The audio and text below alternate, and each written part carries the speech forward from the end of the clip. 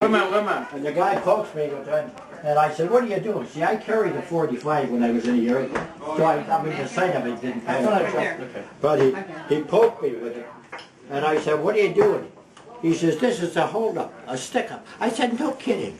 Yeah, is that a smart thing to say to a guy that's got a gun in your ribs? I said, no kidding. He says, yeah. I says, well, all right. So I reached my pocket, I give me my money. Of course, the 10s and 20s were up here. That was before self-service. And I had my money, and he goes like this. You don't know what to do with me. He said, I'll put you in the restroom. I said, now what good is that? The lock's on the inside. You got to put me in the storage room, and the lock is on your side. Then you could lock me in there. So I didn't tell him that there was an exit door at the back of the building. So he put me in there and locked the door, put me in, and I heard him go out. So I went out the back door and walked around, and then I made a mistake. I got his license number, called the police, and they were waiting for him when he got home.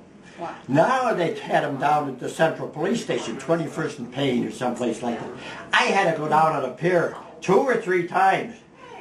If I just let him, and I didn't get the money back, if I just let it go, you know, would have been gone. Don't be too honest. How did you get the nickname Ron Reed? Oh, that was in the Air Force, so I was overseas. And, we made a run on the target. I was bombardier and navigator and gunner. So my prior was bombardier, and I did that. So we go on, and the pilot goes over, but he fouls up. He makes a bad approach on the target. So he said, hey, you didn't drop the bombs. I said, we wouldn't have hit anything. And I don't like having to go around because, you know, I only make one run. And he said, so from then on, if the pilot made a mistake, I dropped him. I don't care where they went. I'm not going to go flying around and make another, because we're in the South Pacific.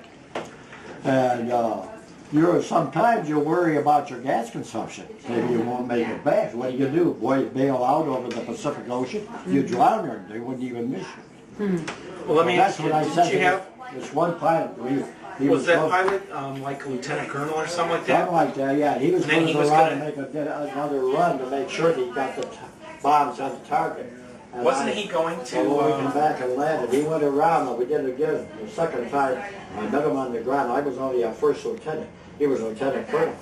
I said, Lieutenant, he said, why are you hesitating? We had to go around. I said, sir, I only make one run.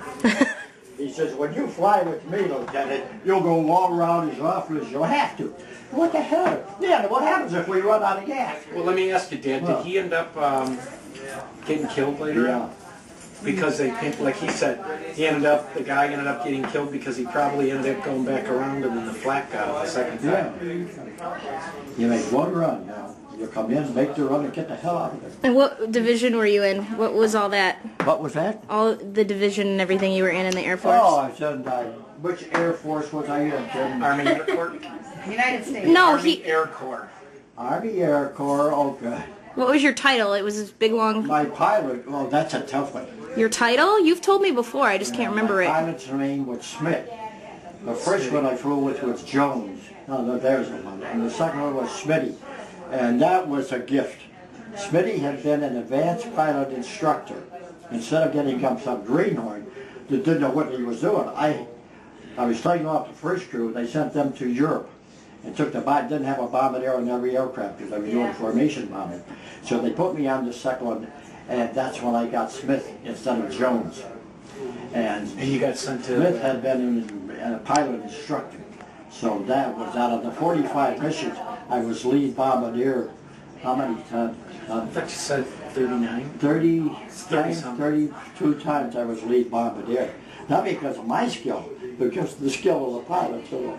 So there was one other thing I was going to ask you then. What happened was it in New Guinea that you ended up getting sick? Where'd you get sick at? Borneo or New Guinea? I got to think about it. When you were sick for about 6 weeks? Oh yeah. I'm sure all yellow eye. You don't pay much attention to your liver, but you need it. It's a very important part of your body. And I got Do you need to go? Infection, and my liver started to fail. and your body turns yellow, your eyeballs turn yellow because you're getting the residue that your liver is supposed to take care of. So I was drowning for a long time. I am with a yellow eye, yellow skin. No, you're fine. What'd you get? What was it? I lost about 30 pounds. Did you get yellow fever or malaria or what's I don't know. What happened? The other guys didn't get it. I was living with them. Why did I get it, not them? I thought he said he was in New Guinea, like Papua or Borneo, or Papua New Guinea or Borneo. I don't know. Some of that stuff's beginning to fade after a while. But he lost like 30 pounds. He always weighed about 160, and then he was like 130 or whatever. What's he saying? I was about that you lost 30 pounds. I thought you were like second lieutenant or something. What was that? I was What? commissioned as a second lieutenant, but then when I was overseas, I was promoted to first lieutenant. And what squadron and all that stuff were you in? Oh, 13th Air Force, 5th Bomb Group, 31st Squadron. That was what I wanted you to say. Address, I can't remember. It's amazing, some of the stuff that stays with you. Oh yeah, it was an adventure. But my best friend was killed. And that was sad. He was on a different. Oh, he went to Europe. Yeah. And I went to Conwood High School, 152nd of St. What was his name? Known as 5 Points. And so he lived half a block away on St. Clair. What was his name? Jones or Smith? Which was it? No. Your best friend who died. Do you remember? We went to high school with him, right? Oh yeah, he was in. And we used to sneak out of the building at Conwood High School and go down the street and listen to records at his house. Then we can come back in. And you have to, and of course you've got to know by the time you're in the 11th or 12th grade, the hall guards are your buddies. So you'd walk in. Now in order to get out and go home for lunch, you had to live in the immediate neighborhood. And they gave you a pass, a huge flag like that. So of course, when you were a personal friend of the hall guard, you just went by and went like that and was okay. Out you go. So you can come and go as you please, you know. 5 Points was 152nd of St. Clair. And I lived 3 blocks from Glenville High School on Parkway Drive. And it was primarily Jewish. A lot of Mary Stern was the pretty girl in the neighborhood. Father was Jewish and mother was Gentile.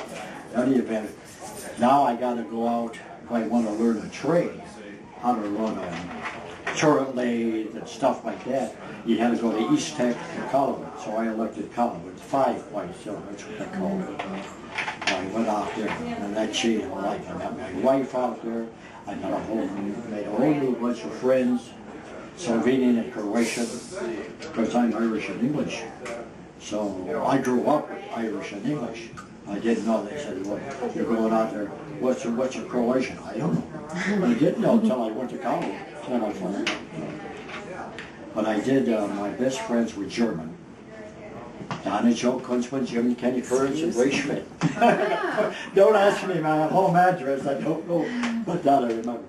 So then I met this beautiful German. And I'll never forget, that was right after the war. And so I go over to a buddy, and you had to re-establish. You'd been gone for 3 years, you know, and things have changed. So some of the girls you knew were married, some of the guys had moved away. So I went over to a friend's house and picked him up. I knew him from Collinwood. And sitting on his front couch was a friend of his girl's sister, 2 years younger. And I said, what's with the blue-eyed blonde? Look out, I think she's looking for a husband. I said, no way, I'm having too much fun. But his last words. 1 year later, I do. One thing changes your mind. But my next question was, does she dance? I was voted best dancer in my class when I came out of college. And I can give you the name of the big band. There's the first or last name for every letter of the alphabet. My dad played violin, both of his sisters played piano. So there was music in the family, on my father's side. My mother was Irish, and straight enough, they didn't play instruments. My father's family did. What were your father's sisters' names? What were your father's sisters' names? Ethel. Are you making that up? No, I think Ethel. Oh, you know the ones, do you? No, I'm just asking. I think we're 7. Yeah. I thought you My mother had- was one of 8. My father was one of 6. Come on. Yeah, there are And a they lot. get married. Look how many. But you only had one sister, right? Yes, one sister. Marie? Marie. Yeah, My mother was christened Mary. Mary, but she went by Marie too. Then my sister changed it. She wanted to be called Marie rather than Mary. But my father was one of 6. My mother was one of 8. So you talk about aunts and uncles. So you remember when the 7 got married. Now you got 14. And then didn't you go to school with a bunch of your cousins? Oh yeah, I had a cousin, at least one cousin in every grade at St. Aloysius. And it had some advantages. Because 2 years ahead of me was John Kemper. And his father was German. That's your cousin, right? And some bullies started, because I tended to be skinny when I was young. And this bully started to push me around. Yep. And his friends said, "You better let him, that's John Kemper's cousin." And he says, "Well," he says, "John will beat the hell out of you."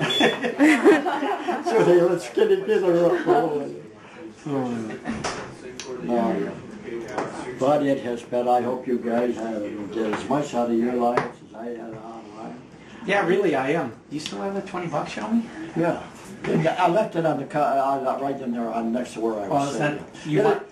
What? But don't you want me to get the most out of my life? How about you go get that and bring it to me? How about $1.50? Hey, do you remember you don't remember this. Yesterday I called my dad and I said, what?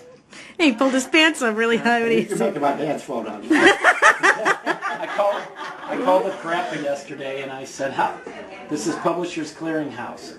I want you to choose for $2.5 million. I need you to ask a question. He goes, okay. And he didn't recognize my voice at first. I said, all right, which one of your 8 children was the most important? He goes, I'm going to have to say my oldest daughter, Janet. I said, oh, that's the wrong answer. And he goes, well, what's the right answer? I said, it was your son, Tim. He says, no, it's not Tim. He says, he calls me, tricks me with phone messages. That's when I told Joyce that I knew that he had figured out it was me on the phone. Can't believe you picked Janet.